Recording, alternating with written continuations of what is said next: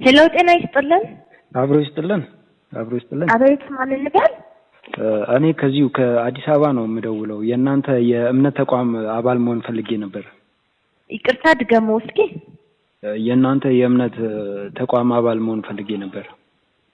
እሺ በመጀመሪያ ስልክ ከየት አገኙ? ማን ነው የኛን ስልክ የሰጠውት?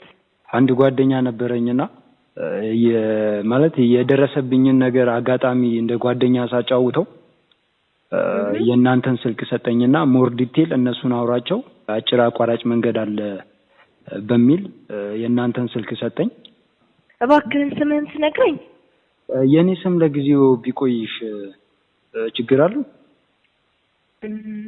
እሺ እኛ ከአባሎቻችን ነፃ ፍቃድ ውጪ ምንም እናስገድደው ነገር የለም። እሺ መልካም። አሁን ምን እንድረዳህ ነው የምትፈልገው?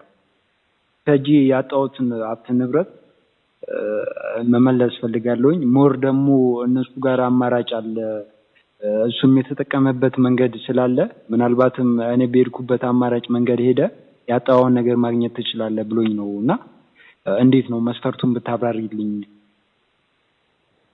እሺ መስፈርቶች ያስፈልጋሉ። አባባሌ መስፈርቶች ማለት ምን አይነት መስፈርቶች? ስለቆይ እሺ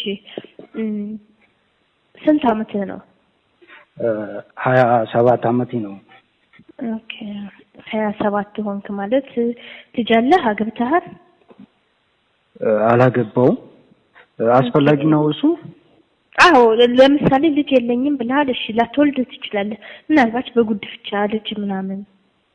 አይ ምንም የማሳድገውም ልጅ የለኝም። ምንድነው ስራ?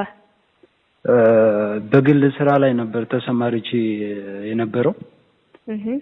እጄ ላይ የነበረው የምሰራቸው ስራዎች ሁሉ ነገሮች ተበላሹና እና አንደኛ እሱም ነው ወደ እናንተ እንድቀርብ ያደረገኝ። ገባኝ። ቸግሮሃል ከምልሽ በላይ ገባኝ። ቤተሰቦች አሉ? ቤተሰብ አለኝ። የት ነው የምትኖሩት? እኔ እዚህ አዲስ አበባ ነው የምኖረው። ኦኬ አዲስ አበባ ነህ? ቤተሰቦችም አዲስ አበባ ናቸው? ክፍለ ሀገር ናቸው። ኦኬ እምነታቸው ምንድነው? እንዴት ነው የእምነታቸው ጉዳይ? እምነታቸው ላይ ምን ያክል ናቸው? ምንድነው የሚከተሉት? እና ደግሞ ምን ያክል ናቸው?